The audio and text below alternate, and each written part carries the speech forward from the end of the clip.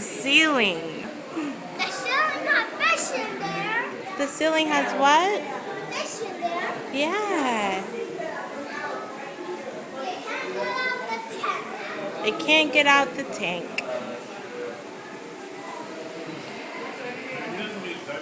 Look at that fish. Look at this. Look how still they are. They're not even moving.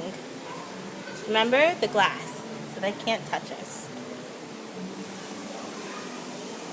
That's what that one said. These are called piranhas. What's piranha?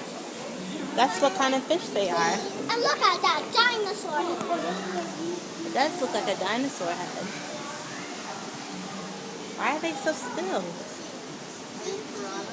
Because they're moving slowly. Oh, they're just moving slowly. Sorry. And why that fish is going in there? Jessie.